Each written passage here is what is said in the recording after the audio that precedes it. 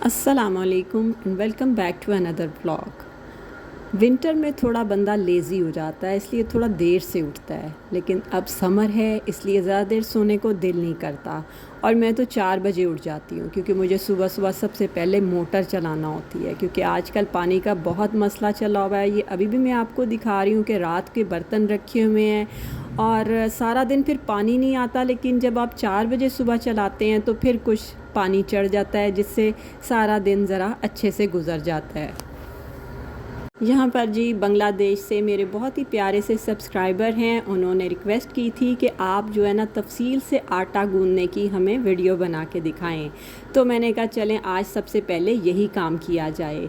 तो मैंने जितना आटा लेना था रोज़ाना के लिए, मैं एक दफ़ा आटा सुबह उठ के गूंद लेती हूँ, फिर सारा दिन उतना ही इस्तेमाल होता है। अभी थोड़ा फ्रिज में रखा था, इसलिए मैंने गूंदने के लिए थोड़ा ही आटा निकाला है।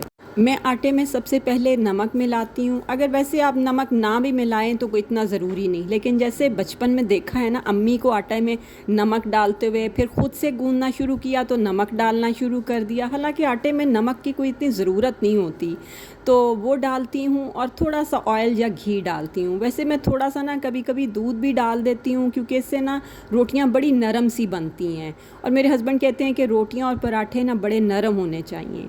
बस फिर क्या, ये सारी चीज़ें मिक्स करने के बाद थोड़ा थोड़ा पानी डाल के मैं अच्छे से गूंदना शुरू हो जाती हूँ। रोटी और पराठा जो है ना उसके लिए आटा अच्छे से गूंदा होना चाहिए। थोड़ा थोड़ा पानी डाल के ना आपने आटे को इकट्ठा करते जाना है और सारी जो परात होती है उसको भी साफ़ करते जाना है। ये ना हो कि आटा गूंदा हो और परात आसपास से गंदी हो। मेरी अम्मी कहती हैं कि परात भी साथ साथ साफ़ करनी है और आटा भी अच्छे से गूंदना है, तो ये उन्होंने ही मुझे सिखाया है। तो देखें मैं साथ साथ आटा भी गूंद रही हूँ और परात भी साफ़ हो रही है। बस इसको जो है ना आपने अच्छे से इस तरह करके सारा मिक्स करने के बाद मैं इसे थोड़ी सी मुक्की दूँगी। मुक्की हम उसको कहते हैं जो आटा गूंदना होता है। तो बस 1 या 2 दफ़ा, यानी कि मैं कहती हूँ कि सारा अच्छे से ना यकजान हो जाए। और फिर मैं इसे रख दूँगी 15 मिनट के लिए। 15 मिनट के बाद फिर मैं इसे गूंदूँगी तो ये बड़ा अच्छे से खुद ही सॉफ्ट हो जाएगा और अच्छे से गूंद जाएगा। ये देखें अब मैंने इसे बस इस तरह करके रख दूँगी और हल्का सा हाथ गीले करके लगा दूँगी और ढक के 15 मिनट के लिए रख दूँगी। इतनी देर में जो किचन के दूसरे काम होते हैं ना वो फिर मैं करना शुरू हो जाती हूँ। जैसे आज मुझे करेले की सब्ज़ी बनानी है अपने हस्बैंड के लंच बॉक्स के लिए, तो बस उसके लिए सौंफ पिसी हुई नहीं थी तो मैंने कहा सौंफ पीस लेती हूँ। यहाँ देखिए हमारी बहुत ही मज़ेदार सी गुड़ वाली चाय बन रही है और साथ में आज अंडे बॉयल नहीं हो रहे। मैंने आपको बताया ना कि पानी का मसला है, तो मेरे हस्बैंड कह रहे थे कि रहने दो, अंडे बॉयल ना ही करो, इतना पानी का मसला है, फिर उन्हें पानी डालो, ये करो, इतना पानी ज़ाया हो जाता है। तो आज थोड़ा सा उनका मूड भी ऑफ था पानी की वजह से। तो मैंने कहा चले ठीक है, जैसी आपकी मर्ज़ी। इधर 15 मिनट हो गए थे, अब मैंने फिर से दोबारा आटे को गूंदना शुरू कर दिया है। अब मैं फिर थोड़ा थोड़ा पानी लेके इसको अच्छे से मुक्की दूँगी, यानी कि अच्छे से गूंदूँगी। तो जितना आप अच्छे से गूंथती जाएंगी आटा उतना ही नरम और अच्छा होता जाएगा। ये ना हमारी घर की गंदुम है, गंदुम आती है, फिर मैं यहाँ पर ना आटा पिसवा लेती हूँ। तो वहाँ से ही ना गांव से वो सफाई करके भिजवाते हैं गंदुम की अच्छे से।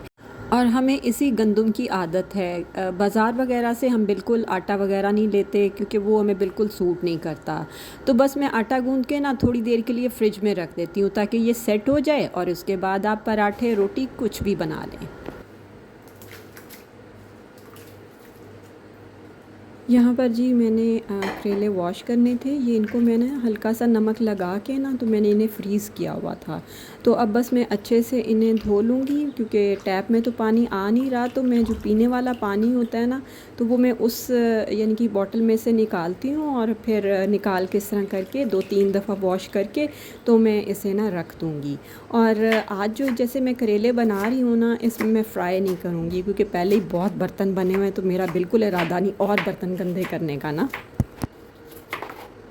यहाँ पर मैं जी देचकी में डालूँगी ऑयल और उसके बाद मैंने ये 3 बड़े प्याज लिए थे और इन्हें मैंने मोटा मोटा चॉप कर लिया था, क्योंकि मेरे हस्बैंड कहते हैं कि ज़रा करेले में भी ना प्याज ज़्यादा होने चाहिए, उन्हें प्याज बहुत अच्छे लगते हैं। तो बस मैंने वो प्याज डालूँगी और हल्का सा इनको फ्राई कर लूँगी। जब ये हल्के से फ्राई हो जाएंगे ना, फिर जो करेले मैंने वॉश किए हुए थे वो इसमें शामिल कर दूँगी। अब मैं सारी चीज़ें ना साथ साथ शामिल करती जाऊँगी। जैसे अदरक लहसुन का पेस्ट हो गया, ये मैं शामिल कर दूँगी। स्पाइसेस में मैंने सौंफ 1 चम्मच भर के शामिल की थी, सौंफ का इसमें बहुत अच्छा टेस्ट आता है। 1 चम्मच कुटा धनिया शामिल किया था, 1 चम्मच इसमें नमक का शामिल किया था, 1 चम्मच इसमें कुटी लाल मिर्चों का शामिल करें और थोड़ी सी हल्दी मैंने इसमें शामिल की थी। बस ये सारी चीज़ें शामिल करके ना आप एक दफ़ा इसको मिक्स कर दें और साथ ही मैंने ना इसमें टमाटो प्यूरी शामिल कर दी थी। बस ये सारी चीज़ें शामिल करने के बाद थोड़ा इसे मिक्स करूँगी और हल्की आंच पे रख दूँगी इनको पकने के लिए। और हाँ, इसमें मैंने केचप के भी 3 चम्मच भर के शामिल किए थे। केचप से ना करेलों का टेस्ट बहुत ही मज़े का हो जाएगा और ये रेसिपी आपने इसी तरह ही ट्राई करनी है और आपको खा के वाक़ई मज़ा आएगा। तो बस ये सारी चीज़ें मैंने शामिल कर देनी है और 15 मिनट के लिए मैं इसे हल्की आंच पे ढक के रख दूँगी। इसी में करेले भी गल जाएंगे और सब कुछ अच्छे से मिक्स हो जाएगा। ये देखें कितनी खूबसूरत शक्ल इसकी निकली है, बहुत ही अच्छी और प्यारी लग रहे थे और साथ में अच्छे से पक भी गए थे। लेकिन मैंने थोड़ी देर इसे और हल्की आंच पे रखूँगी। साथ ही मैंने इसमें हरी मिर्चें 3 थीं, वो स्लाइस में कट करके वो शामिल कर दी थी, लेमन जूस शामिल कर दूँगी और आखिर में मैं इसमें धनिया शामिल कर दूँगी और थोड़ा सा मिक्स करने के बाद ना अब इसे सिर्फ 5 से 7 मिनट के लिए दम पर रखूँगी और ये देखें मज़ेदार से हमारे करेले रेडी हो गए। बस मैं इसे ढक के ना दूसरे चूल्हे पे हल्की आंच पे रख दूँगी 5 से 7 मिनट के लिए। और इसके साथ ना आज मैं अपने हस्बैंड के लिए पराठे बनाऊँगी और पराठे भी मक्खन वाले बनाऊँगी। तो देसी घी ना ख़त्म हो चुका था, मलाइयाँ तो इकट्ठी हो गई थी लेकिन बात फिर वहीं पर आती है कि पानी नहीं था, तो इसलिए मैंने उसको जाग नहीं लगाया क्योंकि फिर ज़ाहिर सी बात है मक्खन निकालना है, घी निकालना है, तो उसके लिए भी पानी चाहिए।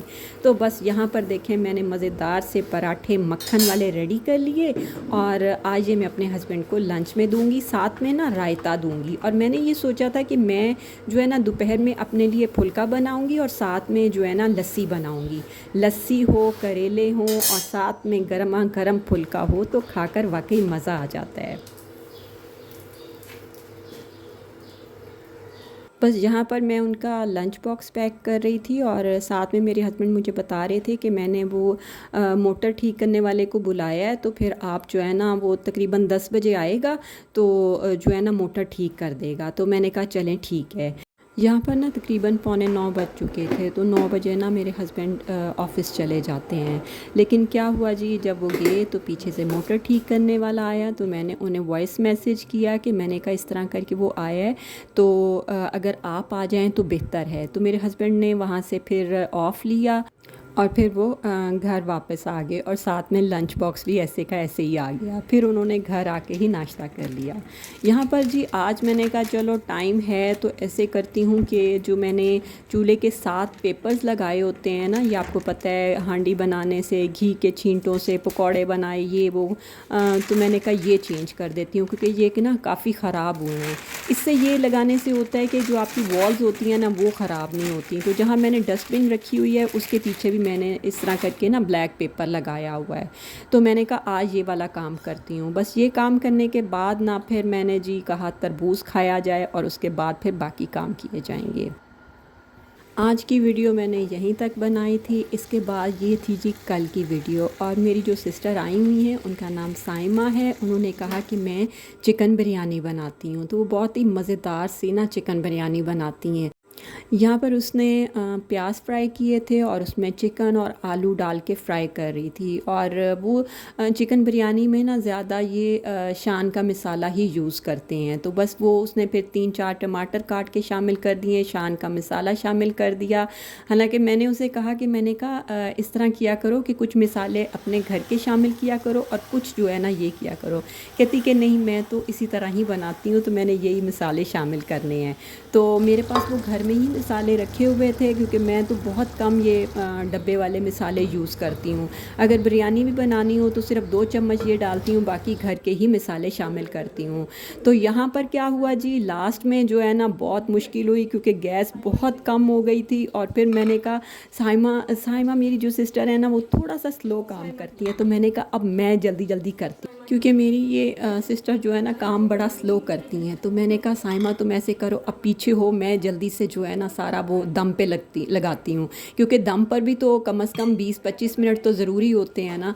तो मैंने कहा बस चावल डाले, ऊपर जर्दे का रंग डाला, धनिया पुदीना डाल के, और जी ऊपर से थोड़े प्याज डाले, और ऑयल के मैंने 3 चम्मच डाल दिए, और बस मैंने इसको जल्दी से दम पर रख दिया।